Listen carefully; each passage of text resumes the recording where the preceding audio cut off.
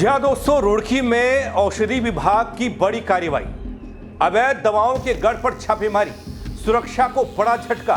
रुड़की में बड़ी गिरफ्तारी, कैसे मच गया हड़कंप। जहां बिना लाइसेंस चल रहा था दवा कारोबार, जो पकड़ा गया है, और बरामद हुआ सरकारी दवाओं का बड़ा भंडार। कैसे हमारी जिंदगी से किया जा रहा था खिलवाड़, सब बताने के लिए आया हूं दोस्तों। नमस्कार, पहला आग में पंकज रौतेला, आप देख रहे हैं उत्तराखंड न्यूज।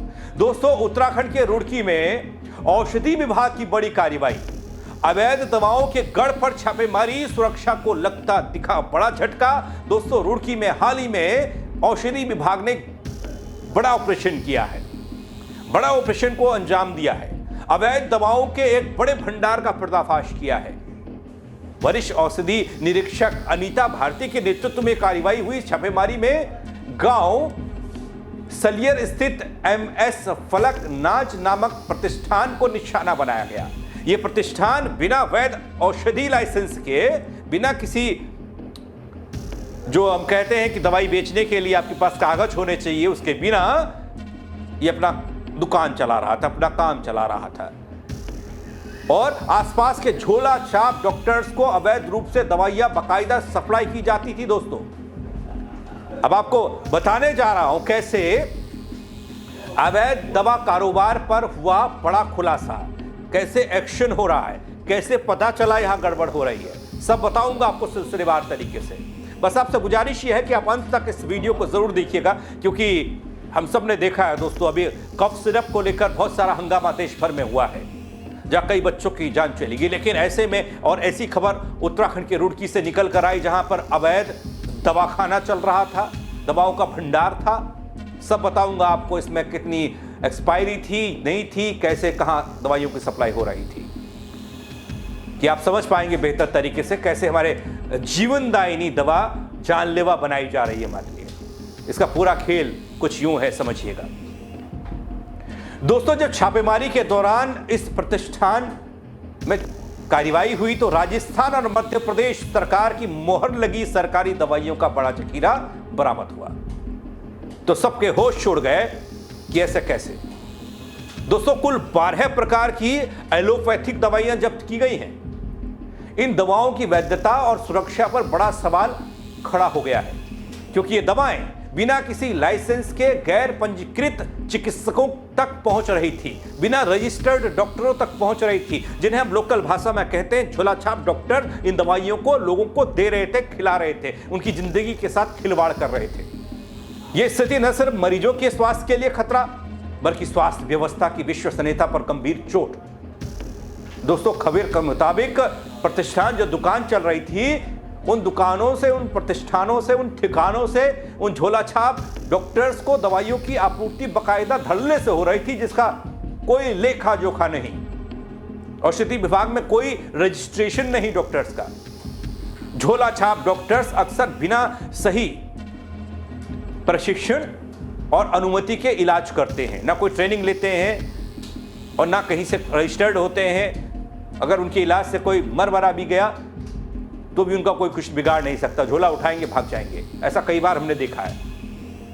ऐसे ही डॉक्टर्स को इस ठिकाने से दवा सप्लाई हो रही थी, जो मरीजों के लिए खतरनाक हो सकता है। दोस्तों, ऐसे में ये दवाइयां असल में कितनी सुरक्षित हैं और कितनी प्रभावी थी, ये सवाल भी उठता है। अब दोस्तों, बात आती है कानूनी कार्रवाई की, जवाबदेही की। अभी पता ये माहौल, ये सब चीजें कैसे पकड़ में आ गई। वो इसलिए पकड़ में आ गई दोस्तों, क्योंकि ना कफ सिरप को लेकर माहौल गर्म है। छापेमारी कफ सिरप को लेकर हो रही है, और तो पता चलता है कि कफ सिरप तो छोड़िए, यहां तो अवैध सरकारी दवाओं का भंडार लगा है, जहां पर राजस्थान, मध्य प्रदेश सरकार की मुहर वाली दवाइयों का भंडार किया हुआ है, और उन्हें बाकायदा बाजार में झोला छाप डॉक्टरों को सप्लाई किया जा रहा है। हमारी और आपकी जिंदगी से खिलवाड़ किया जा रहा है। भाई, आदमी बीमार होता है, दवा लेने का डॉक्टर के पास पहुंचता है, अगर गलती से किसी झोला छाप डॉक्टर के पास पहुंच गया, उसने तो पकड़ा देनी है दवा। अब दोस्तों, बात आती है कानूनी कार्रवाई की, जवाबदेही की। संचालक से पूछताछ में अवधि जो औषधि थी, उसके औषधि लाइसेंस और क्रय विक्रय अभिलेख प्रस्तुत नहीं हो पाए, यानी कि वो सरकारी लैंग्वेज में आप क्रय विक्रय ये सब प्रस्तुत अभिलेख कह सकते हैं। सही बात यह है कि कोई लेखा जोखा, कोई कागज था ही नहीं, कोई रिकॉर्ड ही नहीं था। इसके चलते औषधि एवं प्रसाधन सामग्री अधिनियम के तहत कड़ी कार्रवाई की गई। ये मामला पूरे क्षेत्र में स्वास्थ्य सुरक्षा और सरकारी नियंत्रण की कमजोरियों को उजागर करने वाला है। ऐसे मामलों में न केवल आम जनता की सुरक्षा खतरे में पड़ती है, बल्कि दोस्तों सरकारी दवाओं के दुरुपयोग की संभावना बढ़ जाती है। अब सुनिए अधिकारी क्या कह रहे हैं। किया गया था कि रुड़की में एक ऐसी जगह है जहाँ पर कि स्क्रैप यार्ड की यार्ड में जो है कुछ दवाइयाँ जो वहाँ से जो है बेची जा रही हैं, तो हम अपनी टीम से वहाँ पे गए थे, जहाँ पे स्क्रैप में जो है कुछ दवाइयाँ मिली, जैसे कफ सिरप थे, बच्चों के कफ सिरप थे, कुछ इंजेक्शन थे, कुछ अन्य दवाएँ भी वहाँ पर थी, तो कुछ तो एक्सपायर हो चुकी थी, कुछ वैलिड थी। तो जो राजस्थान और MP गवर्नमेंट की थी, गवर्नमेंट सप्लाई की थी, और वहाँ पे जो लोग थे जिनके द्वारा जो है स्क्रैप को अपलोड अनलोड और लोड किया जाता है, उनका कहना था कि ये बाहर से हमारे पास आती हैं।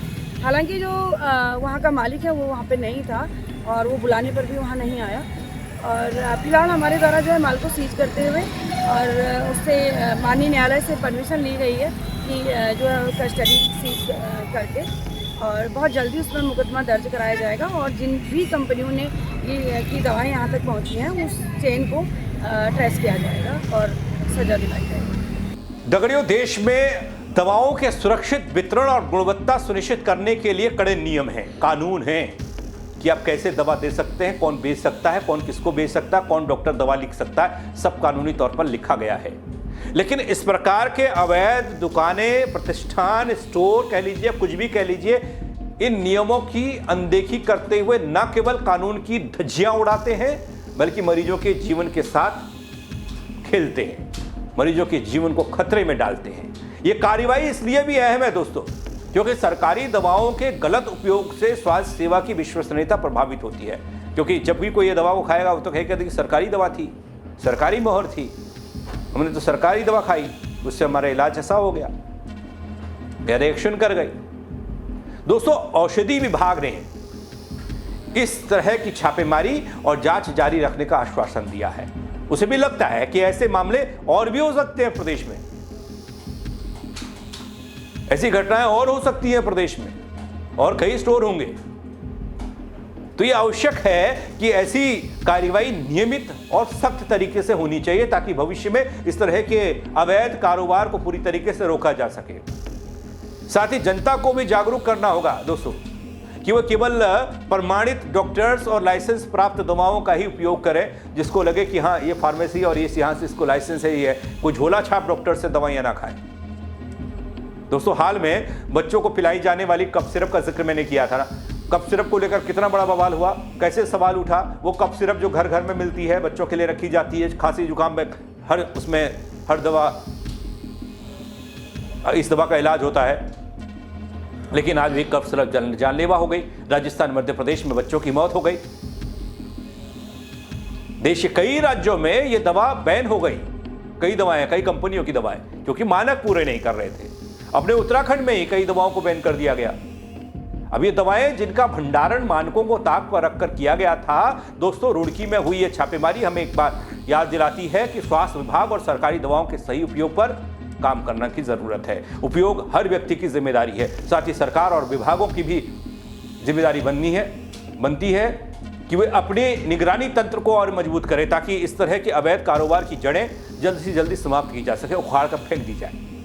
केवल कड़े कानून ही नहीं, बल्कि सक्रिय कार्रवाई होनी चाहिए, जागरूकता से काम होना चाहिए, और हम एक सुरक्षित स्वास्थ्य व्यवस्था सुनिश्चित कर पाएंगे, ये आश्वासन मिलना चाहिए। इस बड़ी कार्रवाई के साथ दोस्तों एक बार फिर सामने आया कि कैसे अवैध तरीके से दवाओं का कारोबार आम लोगों की सेहत से खिलवाड़ कर रहा है। रुड़की में बिना लाइसेंस चल रहे इस प्रतिष्ठान, इस दुकान, इस धंधे में लोगों की जिंदगी के साथ खिलवाड़, सरकारी मोहर वाली दवाइयां, सवाल खड़े करने वाला, वो भी मध्य प्रदेश सरकार, राजस्थान सरकार की मोहर।